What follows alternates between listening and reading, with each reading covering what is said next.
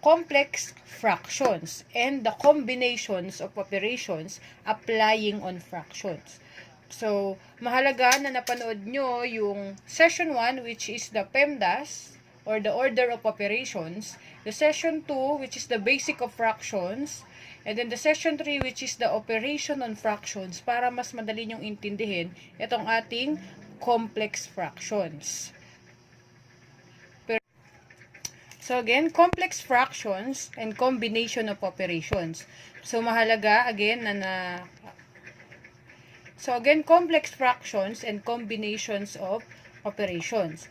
So babalikan lang natin si PEMDAS, which is the parenthesis, exponent, multiplication, division, addition, and subtraction. So again, ito yung ating susundan kung ano ang operation na mauuna.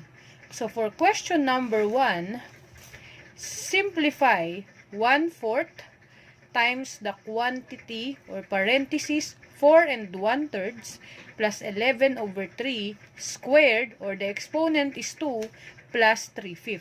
So, again, meron tayong operation na multiplication since pinagtabi sila, multiply yan. Again, we have addition, we have parenthesis, we have exponent. So, again, mahalaga nakabisado natin si PEMDAS. Okay. So, since may nakikita tayong parenthesis, ang uunahin natin is parenthesis since P. Okay. So, uunahin natin i-simplify yung nasa loob ng parenthesis which is 4 1/3 and 11/3. So, pakita ko lang dito. Itong dalawa kasi ang uunahin nating ipag-add. So, pakita ko lang dito yung pagsosolve. Since 4 1/3 plus 11/3. So, again, kapag nag-a-add tayo ng fraction, since ito ay mixed number, gagawin muna natin siyang improper fraction. So, si 4 1/3 ay gagawin natin improper fraction. 4 times 3 is 12 plus 1 is 13 over, copy lang natin si denominator which is 3 plus 11/3. So, dahil naging improper fraction na tong mix natin, magkamukha na sila. So, pwede na natin i-add. Si 13/3 plus 11/3, since same lang or pareho sila ng denominator, therefore, ikakopy mo na lang yung denominator nila, which is 3. Ang ipapag-add mo na lang dyan, yung taas, or yung ating numerator. 13 plus 11 is 24.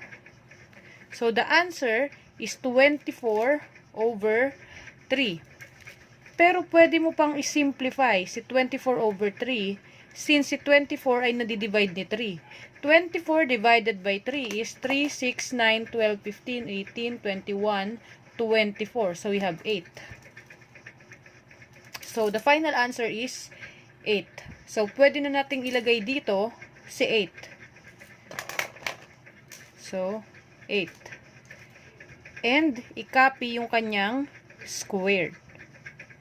Next natin is meron tayo sa labas na 1/4 or multiply by 1/4. Mayroon tayo ditong plus 3/5.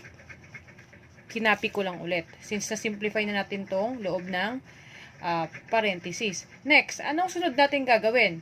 Meron tayong exponent, since exponent yung sumusunod kay parenthesis, so 8 squared means 8 times 8. So, 8 times 8 equals 64. Okay. So, pwede natin ilagay dito na 8 times 8 is 64. Copy lang ulit natin si 1/4 plus 3/5. Next, anong sunod natin gagawin? Si 64, meron sa labas 1/4, pinagtabi sila. Ang ibig sabihin niyan ay multiply. So, therefore, anong mauuna? Addition or multiplication? Of course, si multiplication following the PEMDAS. So, 1/4 times 64. So, pag nag-multiply po tayo ng fraction and whole number, ang minumultiply lang natin dyan is the numerator. So, 1 times 64 is 64 over, copy lang natin si 4 plus 3 over 5.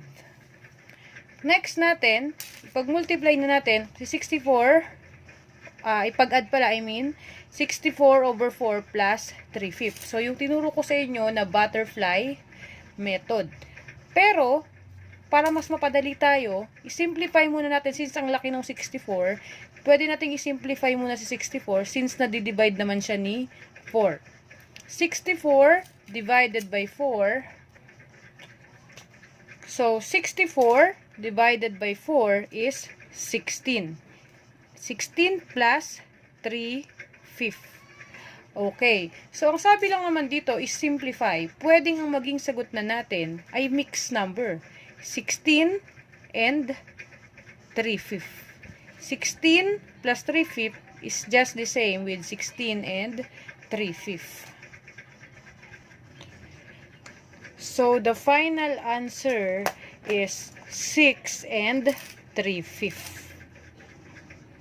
So, let's proceed to the complex fractions, which is, yung numerator niya is fraction, yung denominator niya is fraction. Like, for example, 3/4 over 7 over 8. So, paano tayo nag-simplify ng ganyang fraction? So, yung technique natin dyan is yung tinatawag natin outer over inner. So, yung nasa labas, ang outer natin ay 3 and 8. So, therefore, 3 times 8 is 24. And then, yung ating inner, so 24 po yung ating outer. And then, yung inner natin is 4 times 7 is 28. So, ito yung ating magiging denominator. Again, tandaan nyo lang po, outer over inner. Ang pag-simplify ng ating complex fraction. So, 3 times 8 is 24. So, numerator, 4 times 7 is 28. So, 24 over 28 ay pwede pang isimplify since pareho silang nadi-divide by 4. So, 24 divided by 4. I-divide natin pareho by 4 para ma-simplify natin yung ating fraction. 24 divided by 4 is, so 24 divided by 4 is 6. And then, 28 divided by 4 is 7. So, the final answer is 6 over 7. Okay, so what if our the given is 120 over 3/4. So, whole number yung numerator and then yung denominator is fraction. So, para mas mapadali at magamit natin yung outer over inner, gawin nating fraction si 120. Again, si 120, of course, meron yung invisible na denominator na 1. Lahat ng whole number ay may denominator na 1. So, pwede nating i-copy sa baba si 3 over 4. So, pwede na tayo ngayong mag-outer over inner. So, ang outer natin ay 120 times 4. So, 120 times 4, 120, dalawang 120 ay 240. Dalawang 240 ay 480. So, 120 times 4 is 480. Yung inner natin is 1 times 3, which is 100 tuloy. So, yung inner natin, 1 times 3 is 3. So, again, outer over inner. So, the answer is, ang ating outer is 480 over, yung inner natin is 3. Next, 480 divided by 3 is 160.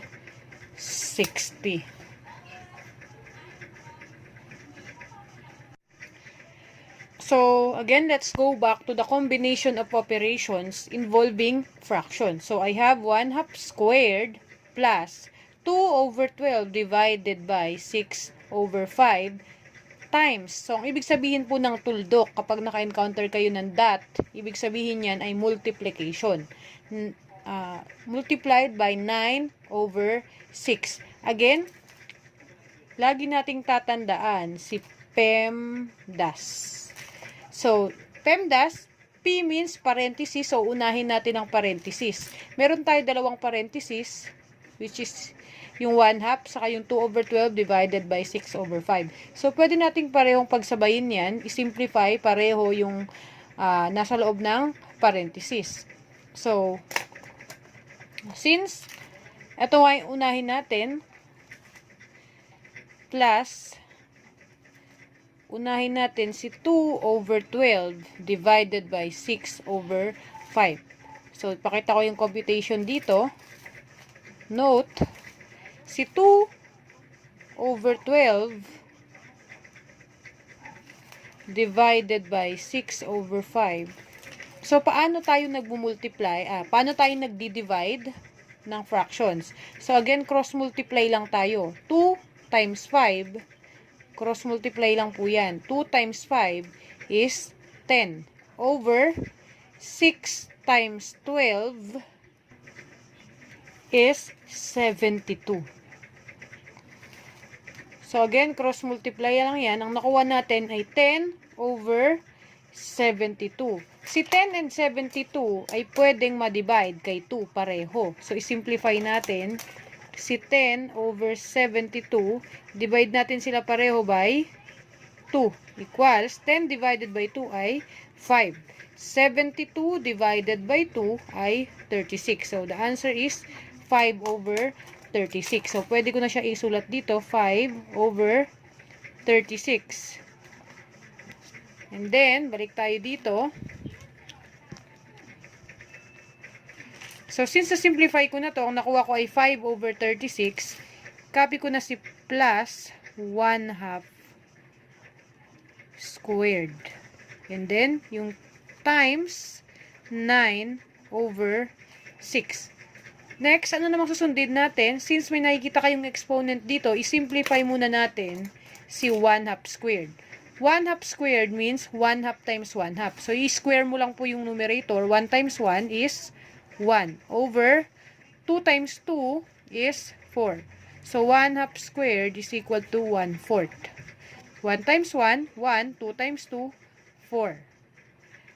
Plus, copy ulit natin si 5 over 36 times 9 over 6.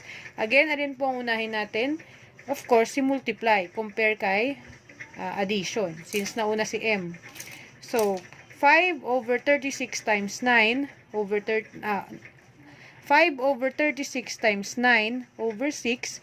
Pag nag-multiply po tayo ng fraction, minumultiply lang yung magkatapat.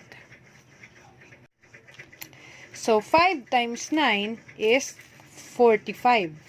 45 over 36 times 6 is 216. So, 45 over 216 plus yung ating 1/4. Ngayon, bago natin i-add, tingnan muna natin kung masisimplify si 45 and 216. So, mag-isip ka ng number na pwedeng mamultiply both si 45 and 216. Pwede naman, kung naisip mo ay 3, pwede naman. Pero, pagka dinivide mo sila both sides by 3, uulit ka pa ulit ng 3, tapos 3 pa ulit. Pero, since alam mo naman na si 45 ay nadidivide sa 9, ganun din sa 216, pwede naman po tayo mag-trial and error. Since nadidivide sila pareho by 9, i-divide natin sila. Divided by 9 para mas simplify or makuha yung ating lowest term. 45 divided by 9 ay merong 5. 216 divided by 9 is 24. And then, copy si 1/4. So, hindi ko nalalagyan ng parenthesis pala kasi na-simplify naman na natin siya. So, 1/4 plus 5 over 24. So, pwede natin gamitin dito yung tinuro ko sa inyong butterfly method. So, 4, wait lang, 1 times 24, tapos 5 times 4. So, 4 times 24. So, para makuha na natin yung denominator, i-multiply lang natin to. 4 times 24 is 96. So, over 96. Then, 1 times 24 is, pwede isulat mo muna dito, 24. And then, 5 times 4 is 20. So, ngayon, since plus yan, ipapag-plus natin yan. 24 plus 20 is 44. So, ngayon, of course, simplify natin yan. Since si 44 and 96, sa unang tingin, alam natin na pareho silang nadi-divide by 2. So, 44 divided by 2 and 96 divided by 2. So, 44 divided by 2 is 22 over 96 divided by 2 is 48. So, 22 and 48 ay pwede pa ring ma-divide by 2. Pwede namang pakunti-kunti muna. Divided by 2. Silang dalawa. So, ngayon, 22 divided by 2 is 11 and 48 divided by 2 is 24. So, since wala na makakapag-divide pareho, numerator and denominator, 1 na lang yung pwedeng i-divide sa kanila both, this is the final answer. 11 over 24. So, next naman, i-simplify natin ay 9 over 10 minus 1/5 over 1 and 3/4. So, paano natin siya isi-simplify into simple fraction or whole number? So, again, unahin muna natin i-simplify yung numerator, which is 9 over 10 minus 1 over 5. So, 1 over 5, 1/5. 9 over 10 minus 1/5.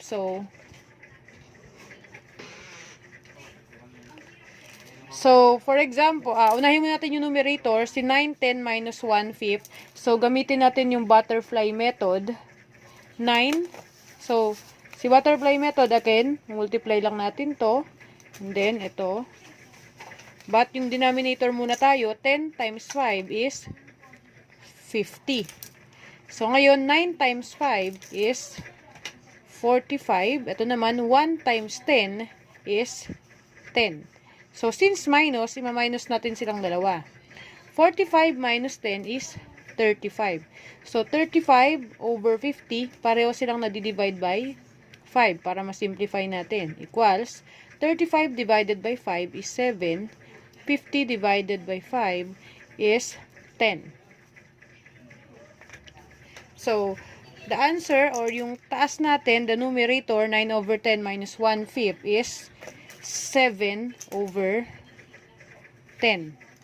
Copy na natin yung denominator niya na 1 and 3/4. So, paano nang gagawin natin dyan? Next natin, si 1 and 3/4 ay gagawin nating improper fraction para magkamukha sila at pwede na nating i-apply yung outer over inner. So, gawin muna natin tong improper. So, si 1 and 3/4, kapag naging improper fraction, 1 times 4 is 4 plus 3 is 7. So, 7 over, copy natin si denominator which is 4. So, meron na tayong fraction. Copy ko lang to. Dito kay 7 over 10. 7 over 10 over 7 over 4. Pwede na natin i-apply yung outer over inner. Ang outer natin, 7 times 4 is 28. And then, 7 times 10, yung ating inner is 70. So, ang fraction natin ay magiging outer over inner, 28 over 70. So, si 28 and 70 ay parehong nadi-divide by 7. So, i-divide natin sila pareho by 7. Para ma-lowest term. 28 divided by 7 is 4. And 70 divided by 7 ay 10. So, the answer is 4 over 10. I know, masisimplify pa pala natin si 4 over 10 since pareho silang nadi-divide by 2. So, 4 divided by 2 and 10 divided by 2. So, 4 divided by 2 is 2 and 10 divided by 2 is 5. So, the final answer is 2/5. So, pag sinimplify natin ito, ang magiging sagot niya ay 2/5.